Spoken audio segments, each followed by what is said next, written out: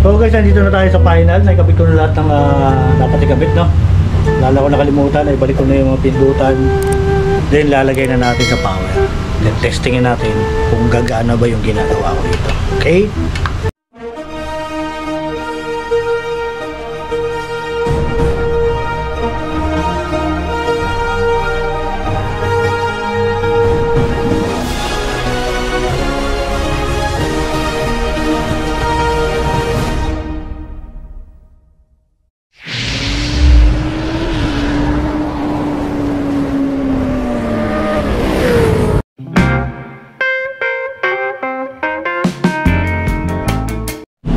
Hello guys, magandang araw sa ating lahat guys. Andito na naman si Kabumbay TV para bigyan kayo ng isang nalalaman ko o tutorial. Bagay sa akin lang to. Pag medyo may mali, ito lang yung alam ko So, meron tayo dito guys na electric fan. Itong electric fan na to guys ay nasira yung kanyang motor, no?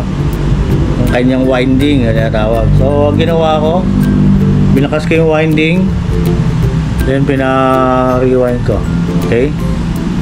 So ngayon ibabalik ko na guys dahil ito na yung winding na rewind na siya.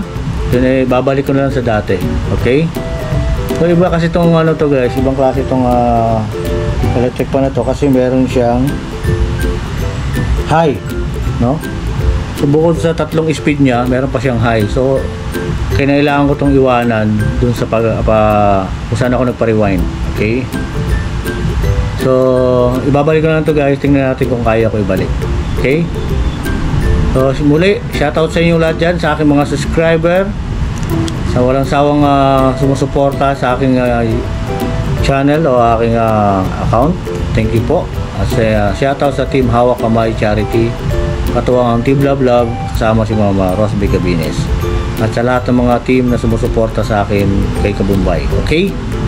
So guys, sana panoorin nyo ang aking video ngayon hanggang sa matapos. Okay? So guys, andito na nga. Una, siyempre binalik ko lang itong mga casing niya para hindi mawala, no? So kailangan tanggalin na natin to guys. Tanggalin muna natin yung mga binalik ko. So, mahirap kasi pag yung matagal na hindi na sa uli, minsan kakawala ng mga gamit, no? So pinali ko yung mga delikadong mawala.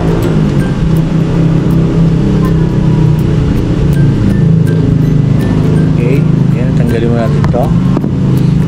Yun yung pinakabahay.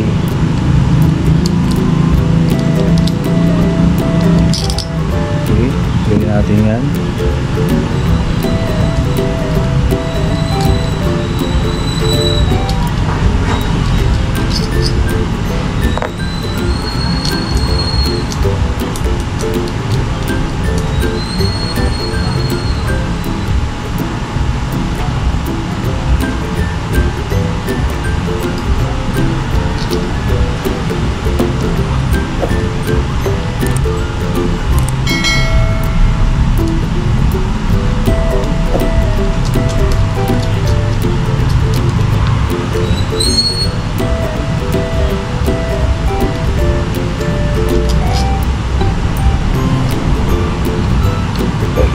Okay, tanggalan natin yung mga pinakabahay ng shafting.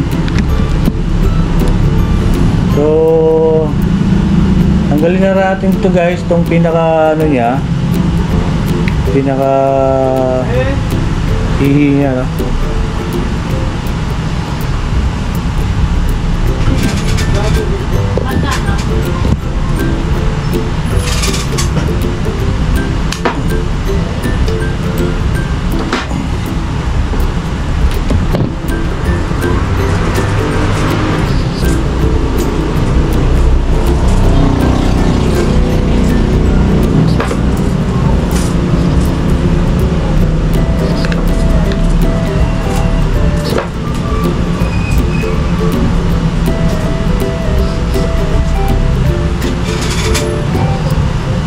So guys, so hindi na natin mahirap tanggalin yung pinaka shafting niya. So lang isa na lang natin to. Then paikot-ikutin natin.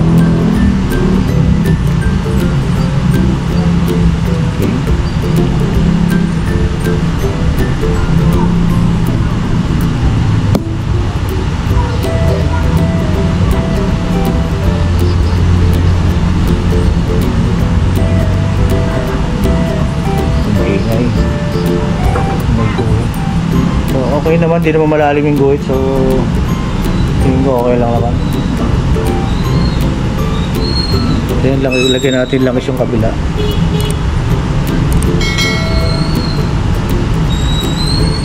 Okay. Itong pinakabahay niya, itong tawag dito, bushing.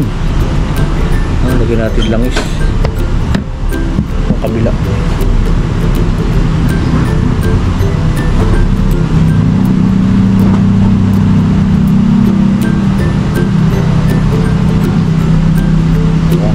Naglalaro na siya, guys. Kumbaga kung ikutin nyo siya, maganda na ikot niya, no?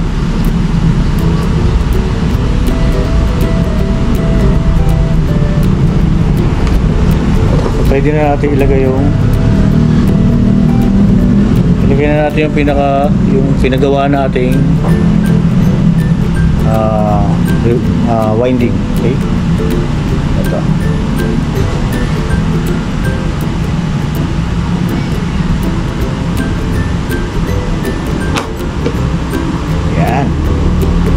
Okay. Then isunod na natin yung bahay siyempre.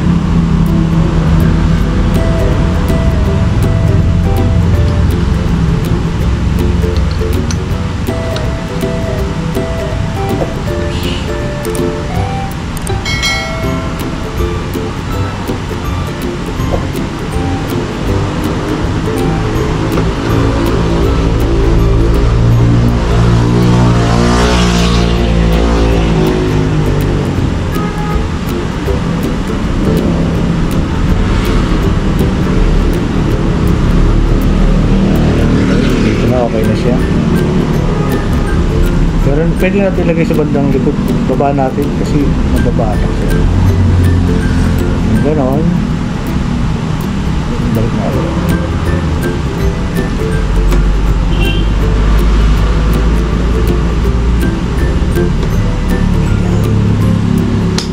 Tapos salpakan.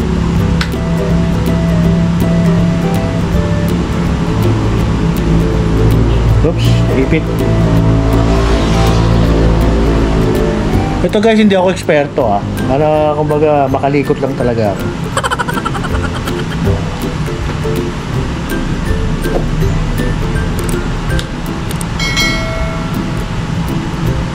Hindi sumushot. Yun.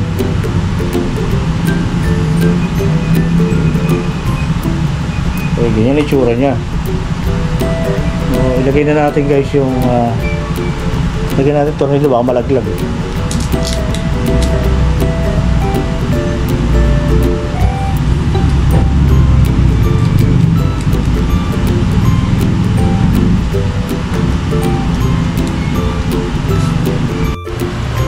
So guys, naipasok ko na yung pinaka-shafting, no? So nandito na tayo sa wiring guys. Binalot ko siya electric tape. Then ito, pinasok ko na siya sa sa control. Then wala tayong gagawin kundi dugtungan kasi maiksi. Hindi aabot dito sa pindutan. So, pero yung capacitor, walang problema. Ito yung dalawang dilaw capacitor to. Pwede na natin ito ikabit. Okay? Unahin na natin yung capacitor.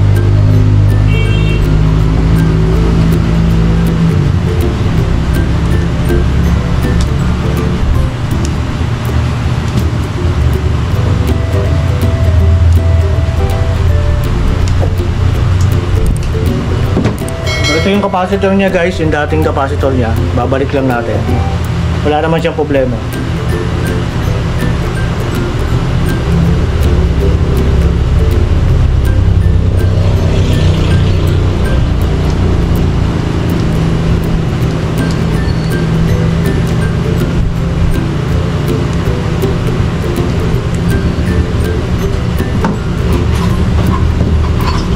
Kung magtataka kayo guys kung bakit marunong ako na ito kahit konti. Ako po sa ano po ako. Nag-install po ako ng mga aircon, no? Aircon technician tayo dati. So may konting alam tayo sa mga motor-motor. Ganyan. Kaya ito na-i-apply ko rito sa paggagawa ng electric fan. Pero hindi naman ganong kagalingan, no? Marunong lang. Gano'n. Pwede na rin yan kasi sa walang alam. Diba? So, ganyan lang. Para ibabalik lang natin yung dati.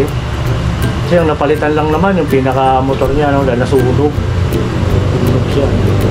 Kaya hindi ko mapaliwanag kung bakit nasunog. So, lagyan natin electric tape. Para iwas short.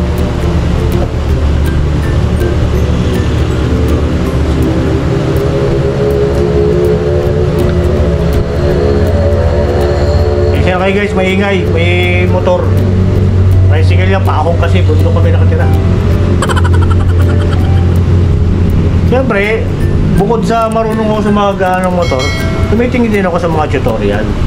Yung mga gumagawa ng electric fan din. So, para ano tayo, hindi naman perfect. Kumbaga, hindi sumabla yung ginagawa natin.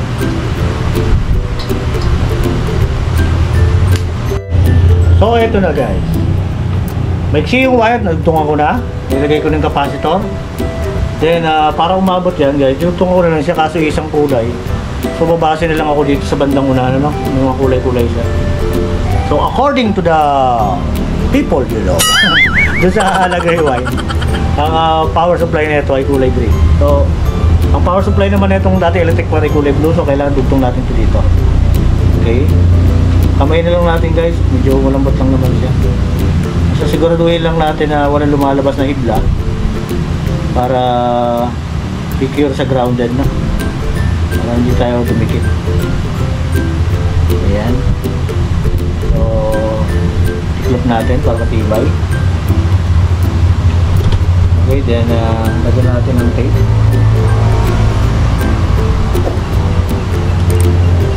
Sa panahon na nakakapanood ng video nito, hindi ko sinabing gayahin yung ginagawa ko. O kung makapulot mo lang sana kayo ng konting aral. Kasi ito lang yung paraan ko para sa kakatagumpay ng mundo. Hindi, para sa ma-repair tong electric fan ng anak ko, no? So ito naman ginawa ko na dati. Ako naman sigurado naman ako dun sa wiring, no? So sabi nga nung gumawa nito, ang pinaka ano niya ang white, no? Ito yung low speed niya. So ang low speed naman dito sa sa switch ay kulay blue. So guys, dugtong lang natin ulit sa blue. Okay, medyo madilim.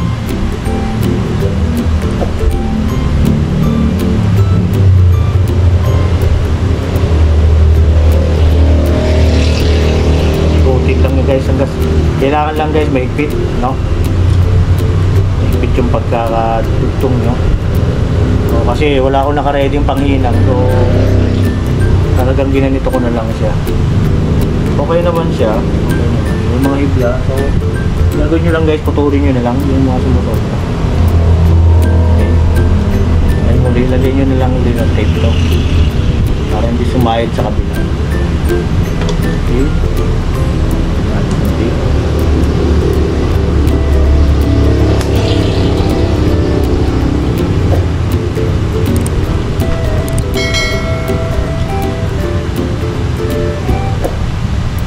I like to make a shout out to my friend from Nepal. I don't know, I forgot his number. Here's not his number. His name. Okay. And the foreigner, Jake. Shout out to Jake for you.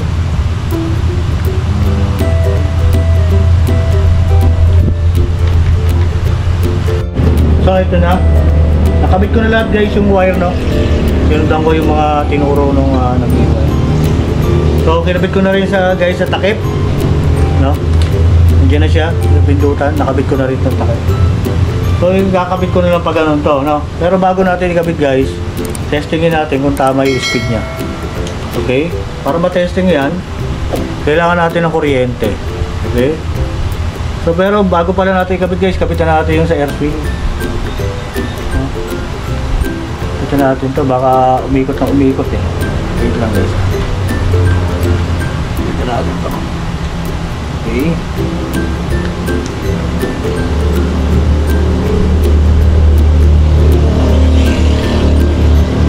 Okay. So kapag kinakabit ko tong ano, yung air swing, ito para sa air swing, pwede natin testingin to. Pwede natin testingin to guys. Dito, nasaksak ko na pagkataas na ito. Bago natin takip, ibalik yung mga takip, no?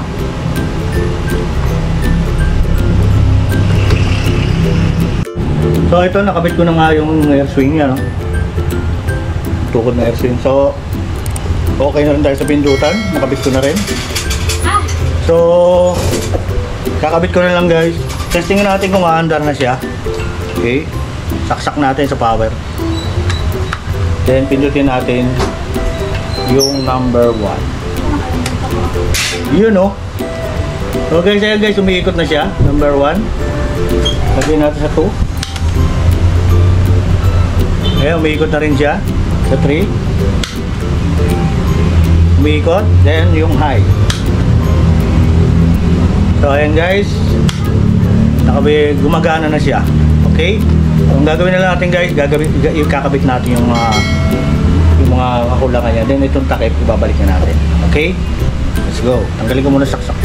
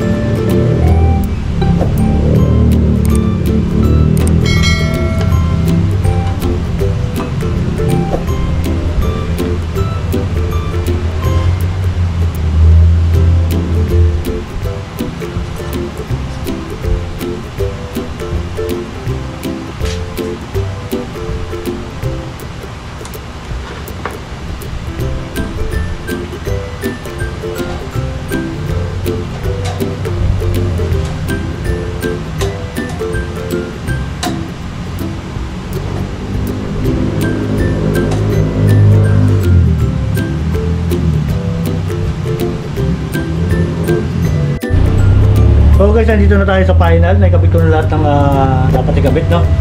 Lala ko nakalimutan, ibalik ko na yung pindutan. Then lalagay na natin sa power. Testingin natin kung gagana ba yung ginagawa ko dito. Okay? Saksak. Saksak guys, ha? Then dito tayo sa speed. Pindutin natin yung 1.